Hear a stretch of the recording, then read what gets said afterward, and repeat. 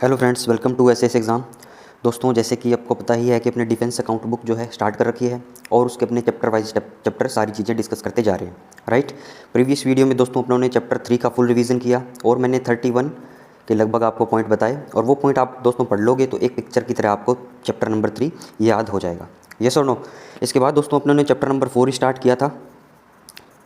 Chapter number 4 के अंदर दोस्तों मैंने पार्ट 1 इसका बताया, ठीक है। क्या क्या बताया दोस्तों? रूल नंबर 76 अपने डिस्कस किया और उसका एक नोट डिस्कस किया था। तो रूल नंबर 76 में दोस्तों क्या लिखा हुआ था कि कोई भी दो सेंट्रल गवर्नमेंट के डिपार्टमेंट है मान लो, ठीक है। तो एक जो सेंट्रल गवर्नमेंट का डिपार्टमेंट है जिस सर्विस देने के लिए वो बना है, राइट, जो सर्विस देने के लिए किसी भी डिपार्टमेंट को दोस्तों बनाया गया है, तो अगर वो किसी दूसरे डिपार्टमेंट को वो सर्विस देगा तो वो उस पर कोई भी चार्ज नहीं करेगा, राइट। और दोस्तों इसके एग्जांपल्स जो हैं इस बुक के अंदर इसके बाद में दिए गए हैं, ठीक है। 76 के अंदर कोई भी एग्जांपल अपने नहीं दिए गए हैं इससे रिलेटेड, ठीक है। आगे जब अपने पढ़ेंगे 76 और फर्दर तो इसके अंदर इनके एग्जांपल्स बहुत सारे दिए गए हैं, ठीक है। तो चिंता मत करना कि आप सर एग्जांपल नहीं बताया इसका, कौन सा चार्ज करेगा कौन सा नहीं करेगा, राइट। यस और नो। तो आगे जब अपने पढ़ेंगे इसमें तो बहुत सारे एग्जाम्पल दिए गए हैं किस में चार्ज करना है किस में नहीं करना है, ठीक है। एक जनरल रूल आप ये याद रखो कि कोई भी सर्विस डिपार्टमेंट, कोई भी सेंट्रल गवर्नमेंट का डिपार्टमेंट जिस सर्विस देने के लिए बनाया गया है तो वो सर्विस देगा किसी दूसरे सेंट्रल गवर्नमेंट के डिपार्टमेंट को तो वो उससे चार्ज नहीं करेगा, राइट। इसके अंदर दोस्तों एक एक्सेप्शन पढ़ा मैंने, तो रूल से ज़्यादा एक्सेप्शन इंपॉर्टेंट है और आपको सारी किताबों के रेफरेंस में ये चीज़ बता रहा हूँ। अगर कोई भी नोट किसी भी पैरा के नीचे दिया गया है, समझ में आ रही है बात, कि कोई भी नोट अगर किसी भी पैरा के अंदर दिया गया है तो वो नोट आपको नहीं भूलना है, ठीक है। तो नोट क्या गया था दोस्तों? जो फिल्म डिवीज़न है हमारे, ठीक है, ministry of broadcasting information and broadcasting के अंडर में जो काम आता है एक विभाग, दोस्तों मिनिस्ट्री और विभाग में डिफरेंस पता है आपको? एक होती है मिनिस्ट्री, एक होता है डिपार्टमेंट। दोस्तों मिनिस्ट्री है वो थोड़े से बड़े लेवल पे उसको बोल सकते हैं, विभाग उसका एक छोटा सा भाग है, ठीक है। जैसे एमओडी के रेफरेंस में जाओगे तो एमओडी है, एमओडी के दोस्तों नीचे सारे पार्ट्स हैं उसके, ठीक है। कौन कौन से पार्ट है? DDRND, DMA, DESW, DOD, department of defence, defence, ठीक है। तो ये 5 इसके विभाग होंगे। उसके अंदर फिर DOD के अंदर जाओगे, डिपार्टमेंट ऑफ डिफेंस के अंदर, तो उसके अंदर फिर MOD फाइनेंस आ जाएगा, फिर उसको सपोर्ट करने के लिए DAD आ जाएगा। तो ये इसके विभाग हो गए। मिनिस्ट्री तो एक ही है ना हमारी, मिनिस्ट्री ऑफ डिफेंस, राइट। तो इसी प्रकार के दोस्तों मिनिस्ट्री ऑफ इंफॉर्मेशन ब्रॉडकास्टिंग के अंदर एक विभाग है, उस विभाग का क्या नाम है दोस्तों? फिल्म डिवीज़न, ठीक है।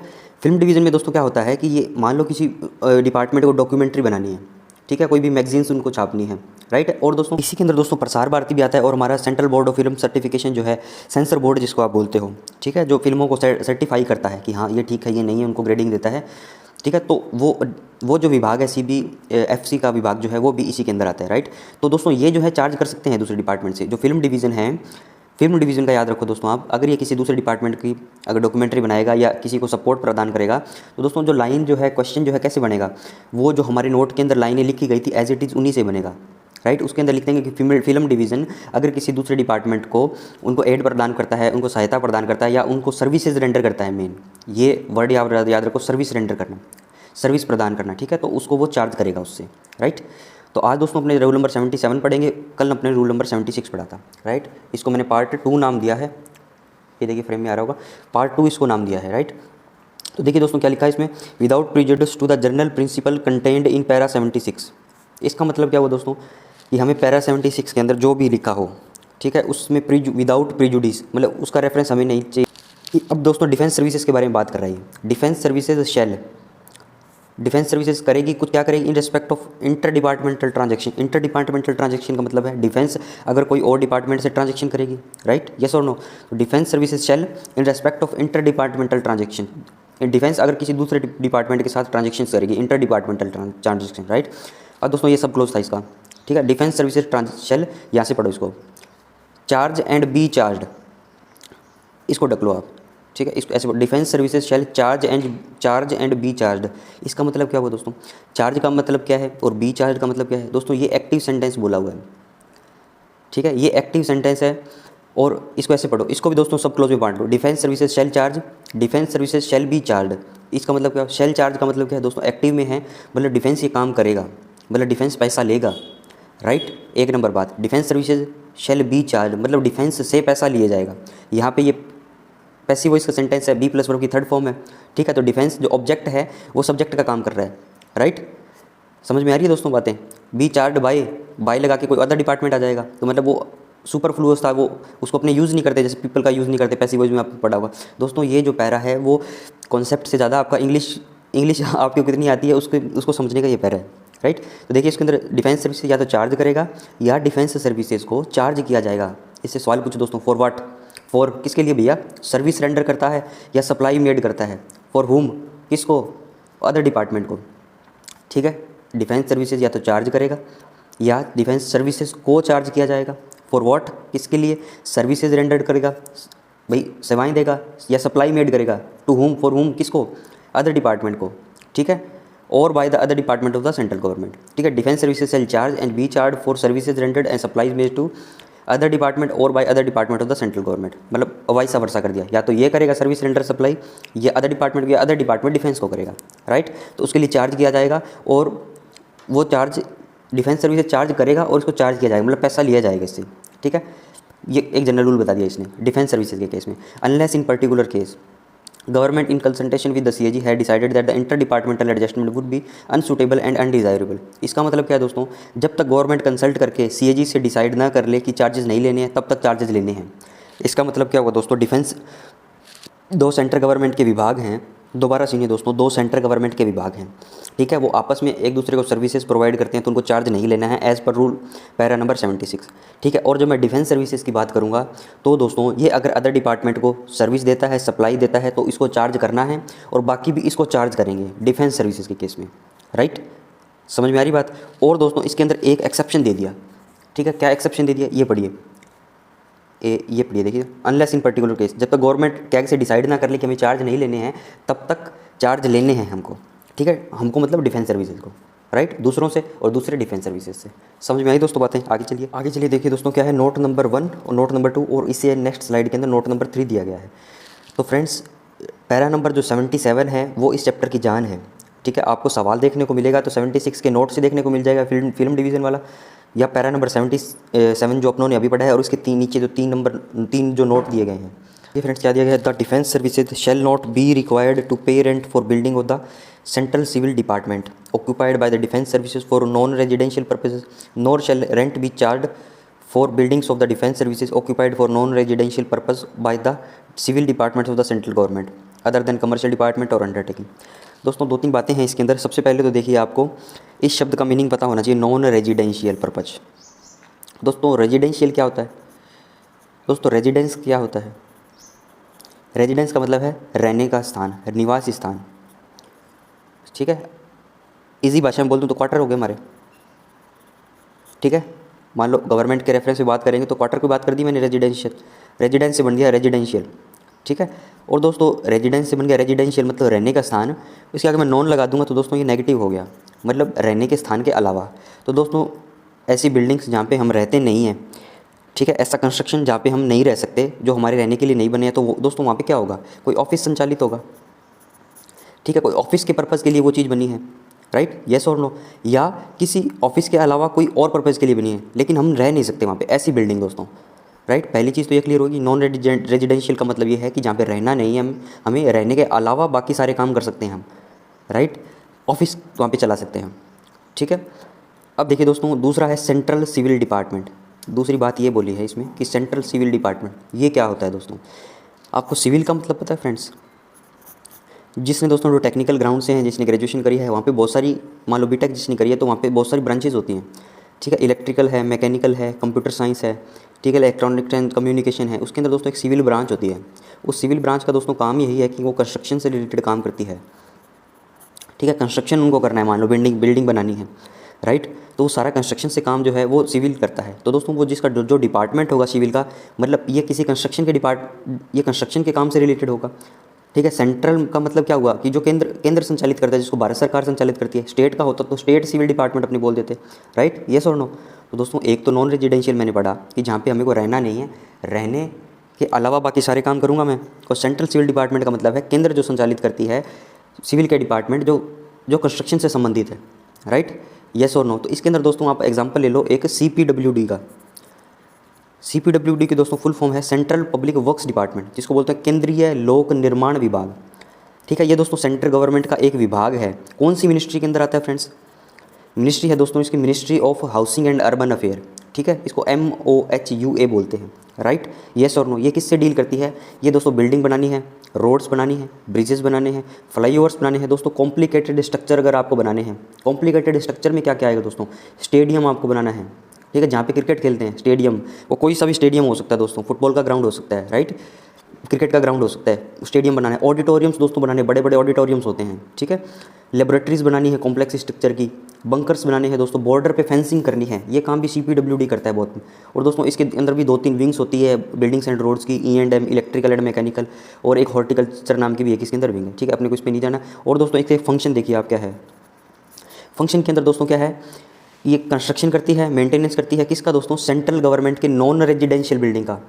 एक चीज़ आपको याद रखनी है दोस्तों, सेंट्रल गवर्नमेंट के जो नॉन रेजिडेंशियल बिल्डिंग है उनका जो है मेंटेनेंस और कंस्ट्रक्शन करती है, लेकिन किसको छोड़ के? रेलवे को छोड़ देना है, ठीक है, और डिफेंस सर्विसेज को आपको छोड़ देना है, ठीक है, ये चीज़ आपको याद रखनी है। और दोस्तों सेकंड इसका फंक्शन क्या याद रखना है आपको? कंस्ट्रक्शन और मेंटेनेंस करनी है रेजिडेंशियल अकोमोडेशन की, ठीक है, कंस्ट्रक्शन और मेंटेनेंस करनी है रेजिडेंशियल अकोमोडेशन की, किसके? सेंट्रल गवर्नमेंट एम्प्लॉय के, राइट। मतलब जो सेंट्रल गवर्नमेंट दोस्तों जिस पे रहते हैं वो क्वार्टर्स जो हैं वो उनको भी कंस्ट्रक्शन और मेंटेनेंस करनी है, ठीक है। और दोस्तों ये सारी बातें जो मैंने बोली है ये मैं आपको इस वीडियो के अंदर लिखा हुआ भी आपको दे दूँगा, ठीक है। अगर आपको कई बार क्या है दोस्तों, लिखी हुई चीज़ें में ज़्यादा समझ में आती है बजाय कि एकदम मैं बोली हुई बातें, ठीक है। बोली हुई बातें दोस्तों प्रवचन लगने लग जाती है एक टाइम के बाद, राइट। तो जो बोली हुई बात है अगर वो लिखी हुई हो तो हम उसको ज़्यादा कनेक्ट कर पाते हैं, राइट, यस और नो। तो इसके अंदर दोस्तों क्या गया है कि डिफेंस सर्विसेज को चार्ज नहीं देना, shall not be required to pay rent, उसको हमें किराया नहीं देना है। किसकी बिल्डिंग का? सेंट्रल सिविल डिपार्टमेंट ने, मान लो CPWD ने बनाई है हम बिल्डिंग्स, ठीक है, और वो डिफेंस सर्विसेज ने ऑक्यूपाइड कर ली, ठीक है, और दोस्तों नॉन रेजिडेंशियल पर्पज़ के लिए, राइट, येस और नो। आगे है दोस्तों, nor shall be charge for buildings of the defence services occupied for non residential purpose of the civil department of the central, मतलब सिविल के डिपार्टमेंट डिफेंस की कोई दोस्तों कोई बिल्डिंग ऑक्यूपाई कर लेगा तो उसको भी उसका चार्ज नहीं देना है, राइट। और दोस्तों अब आप बोल दोगे सर डिफेंस सर्विसेज में अंदर कौन कंस्ट्रक्शन करता है?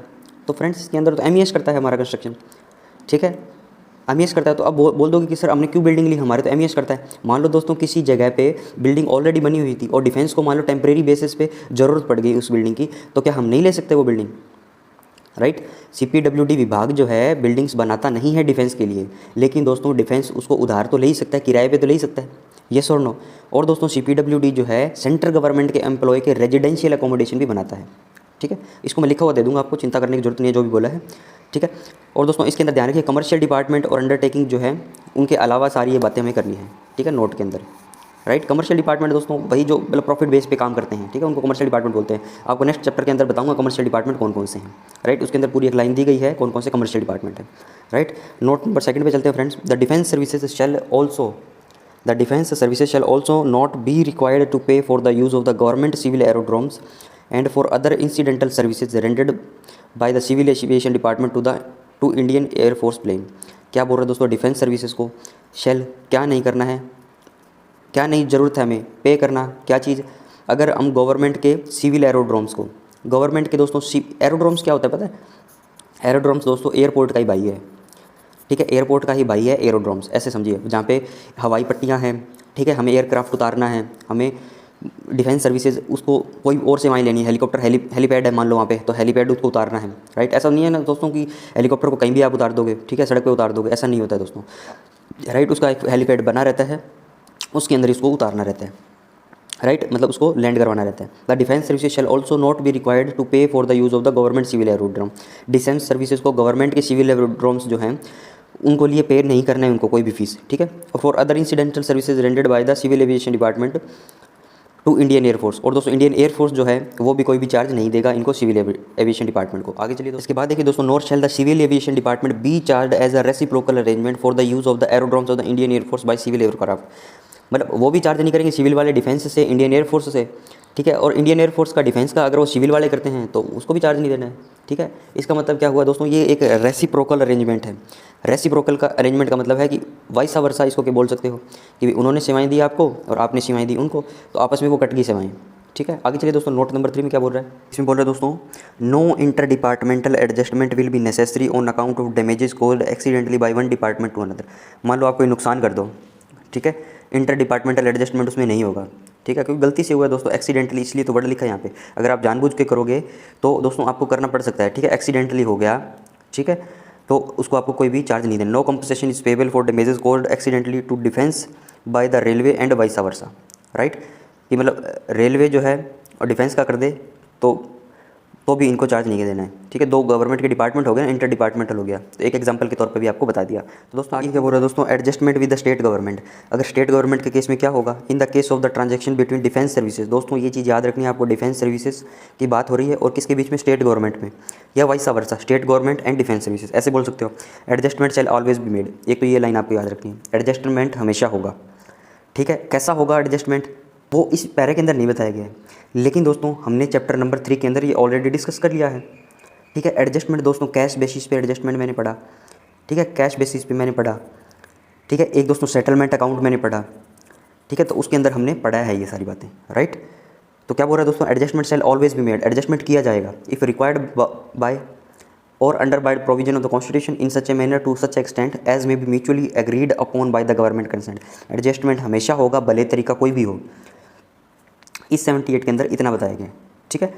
वो सेटलमेंट अकाउंट होगा, कैश बेसिस होगा, या उनको एक्चुअल पे या रिकवरी करनी पड़ेगी, ये सारी चीज़ें दोस्तों होगी, ठीक है। तो जब अपने रिवीजन करेंगे दोस्तों इस चैप्टर की, तो उसके अंदर वो सारे एस्पेक्ट इसके अंदर इंक्लूड कर दूंगा मैं, ठीक है। तो एक बेटर क्लैरिटी आपके पास आ जाएगी, राइट, यस और नो। अभी अपने चैप्टर नंबर 4 पे ही फोकस करते हैं। तो आगे चलिए दोस्तों, adjustment with outside body. Outside bodies क्या मतलब है देखते हैं इसके अंदर। 79 पेमेंट शैल बी रिक्वायर्ड, किस में, in all cases where the defence services render what. दोस्तों सवाल पूछने हैं आपको, payment shall be required, payments required है, किस में रिक्वायर्ड है भैया, किसके अंदर, in all cases where the defence services render क्या करती है, रेंडर व्हाट, सर्विस और मेक सप्लाईज टू होम, किसको, टू नॉन गवर्नमेंट बॉडी।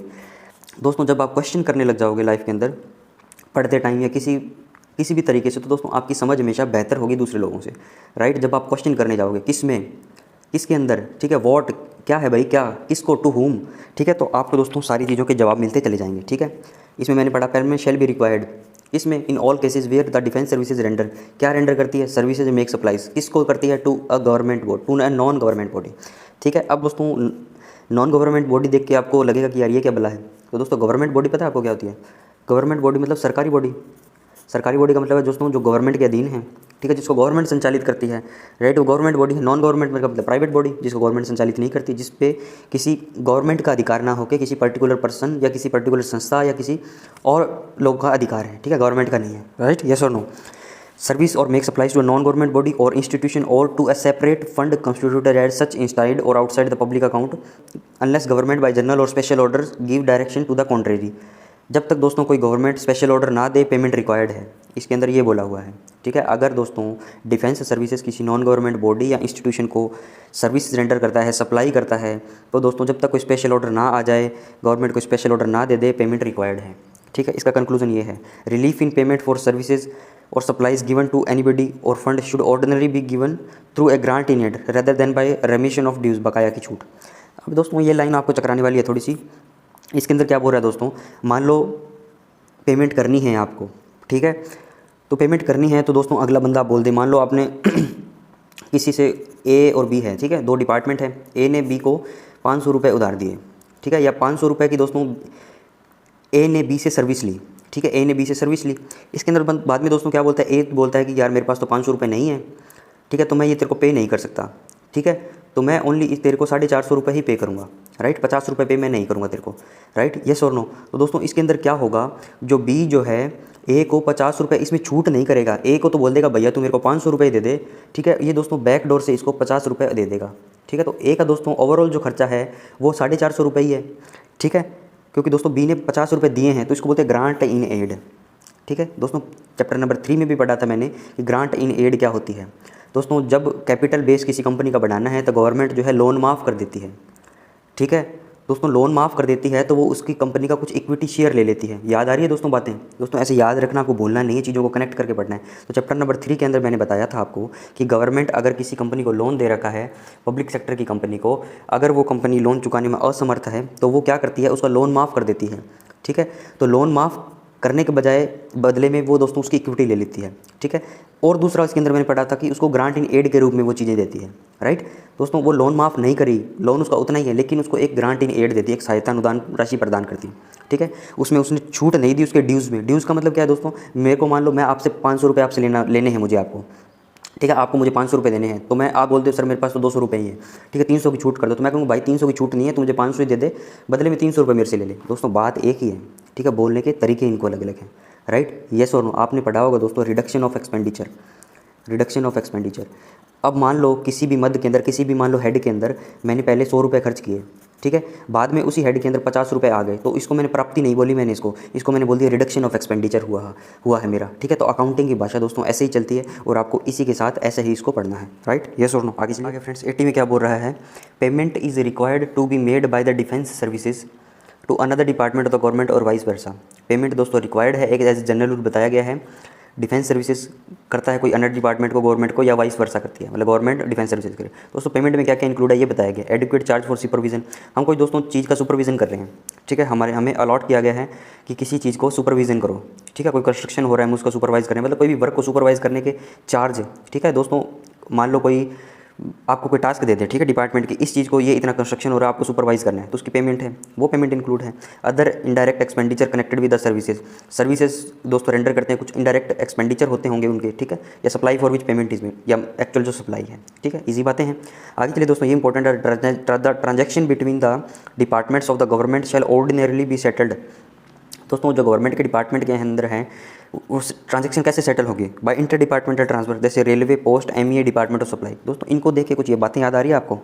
तो दोस्तों मैं आपका ध्यान पैरा नंबर 90C के अंदर खींचना चाहूँगा। उसके अंदर दोस्तों मैंने सेटलमेंट अकाउंट पढ़ा, ठीक है, क्या बोला उसके अंदर दोस्तों, अगर ये चारों डिपार्टमेंट आपस में ट्रांजैक्शन करते हैं तो ये दोस्तों सेटलमेंट अकाउंट के जरिए होता है, ठीक है, पैरा नंबर 90C के अंदर तो ये बोला गया है। इसके दोस्तों सब्सिक्वेंट पैरा के अंदर देखा मैंने, डिफेंस, रेलवे, पोस्ट और सप्लाई से करता है तो सेटलमेंट अकाउंट के जरिए है, ठीक है। इसके अंदर दोस्तों एमईए का नाम नहीं दिया गया है, एक चीज़ आपको याद रखनी है, ठीक है। मिनिस्ट्री ऑफ एक्सटर्नल अफेयर का नाम इसमें दोस्तों इस पैरा के अंदर नहीं दिया गया है, जिसके अंदर रेलवे, पोस्ट और सप्लाई लिखा है, राइट। और दोस्तों डिफेंस अगर अदर मिनिस्ट्री की करता है, सेंट्रल गवर्नमेंट की डिफेंस अदर मिनिस्ट्री के साथ सेंट्रल गवर्नमेंट करता है तो दोस्तों वो कैश बेसिस पे करेगा। कैश बेसिस पे मतलब बाय इश्यू ऑफ चेक और डिमांड ड्राफ्ट, राइट, यस और नो। और दोस्तों इसकी जानकारी चाहिए तो आप उस चैप्टर पे जाइए, वीडियो प्लेलिस्ट में है, आप जाके देख सकते हो। आगे चलिए दोस्तों, मिलिट्री फार्म्स के बारे में बात की गई है। Settle all transaction in cash instead of by book debit और क्रेडिट। दोस्तों बुक डेबिट और क्रेडिट का मतलब वही है कि आरबीआई के अंदर सभी डिपार्टमेंट्स के खाते हैं, सभी डिपार्टमेंट्स से रिलेटेड जो अकाउंट वहाँ पे ओपन है और दोस्तों वो उनका बुक डेबिट करते हैं, ठीक है। मैंने पीबीडी का एग्जांपल आपको दिया था, ठीक है, पेट्रोल का एग्जांपल उसके अंदर दिया था। मान लो आर्मी यूनिट किसी एमईएस को दे दे, आरएनडी को दे दे, तो उसके अंदर वो पब्लिक पेमेंट बुक डेबिट का वाउचर बनाती है और दोस्तों हम उसका अकाउंट डेबिट करके इसका अकाउंट क्रेडिट कर देते हैं, ठीक है, वो टीई लगती है। तो दोस्तों आप प्रीवियस चैप्टर्स में जाके देख सकते हो, ठीक है। और दोस्तों वीडियो अगर देखना स्टार्ट करो आप अकाउंट कोड को, मान लो कोई पहली बार अपना वीडियो देख रहा है तो दोस्तों सारे आप देखिए लाइन वाइज लाइन, ठीक है, तब आप चीज़ों को कनेक्ट कर पाओगे। दोस्तों ये किताबें जुड़ी हुई हैं आपस के अंदर, ठीक है, सारे चैप्टर्स जुड़े हुए हैं, ठीक है। आप देखोगे, अच्छी तैयारी आपको करनी है, सिलेक्शन चाहिए आपको, तो चैप्टर नंबर 1 के पहले वीडियो से चलो आप प्लेलिस्ट के, और ज़्यादा टाइम नहीं लगेगा आपको, ठीक है। एक वीडियो 20 से 25 मिनट, आधे घंटे का है, और देखते चले जाओ उसको, ठीक है। तो आपकी समझ जो है ऑटोमेटिकली बढ़ती चली जाएगी टाइम के साथ साथ, राइट। तो देखिए दोस्तों मिलिट्री फार्म्स के बारे में क्या बताया गया है, ये सारी जो ट्रांजैक्शन है कैश बेसिस पे सेटल होती थी, ठीक है। अब दोस्तों मिलिट्री फार्म्स जो है आपको बहुत जगह देखने को मिलेगा, लेकिन दोस्तों ये संस्था जो है ये बंद हो चुकी है, ठीक है, मिलिट्री फार्म्स। और दोस्तों ये क्लोज भी रिसेंट हुई है, इसलिए इनकी बातें जो है इनकी बुक्स में लिखी गई है, ठीक है। अब मैं बताता हूँ मिलिट्री फार्म्स होते क्या हैं। 90% लोगों को नहीं पता मिलिट्री फार्म्स क्या है, ठीक है, नाम हमें सुना होगा। तो दोस्तों मिलिट्री को ताज़ा दूध प्रोवाइड करने के लिए, ठीक है, तो मतलब डेयरी टाइप इन्होंने डिफेंस के अंदर खोला गया था। और दोस्तों कब खोला था इसको, 1 फरवरी 1989 में इलाहाबाद के अंदर ब्रिटिश काल में इस मिलिट्री फार्म्स को खोला गया था, ठीक है।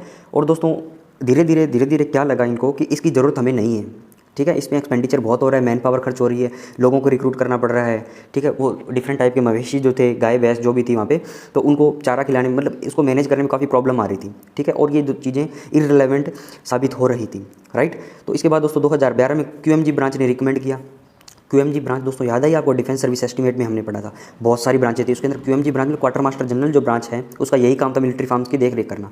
तो उसने दोस्त 2012 में मेरे भाई रिकमेंड कर दिया कि इसको सर बंद कर दो, ठीक है। इसके बाद दोस्तों एक कमेटी भी बनी, लेफ्टिनेंट कर्नल के नाम से कोई कमेटी थी, ठीक है। तो फिर ये दोस्तों परमानेंटली मार्च 2021 के अंदर इसको क्लोज कर दिया। बुक डेबिट और क्रेडिट एडजस्टमेंट, मतलब बुक डेबिट किसके अंदर करेंगे, ये देखिए इसके आर्टिकल रिसीव्ड फ्रॉम इंग्लैंड से कोई आर्टिकल करेगा तो उसका सेटलमेंट अकाउंट होगा, ठीक है। बुक डेबिट क्रेडिट होगी, ठीक है, राइट, सेटलमेंट अकाउंट बोल दो इसको। Stationery and form supplied by the stationery and form department, ये कोई डिपार्टमेंट है वो अगर करता है तो सेटलमेंट अकाउंट। रेलवे वारंट और क्रेडिट नोट, दोस्तों रेलवे वारंट और क्रेडिट नोट के बारे में ज़्यादा जानकारी अपने चैप्टर नंबर 6 में पढ़ेंगे, ठीक है।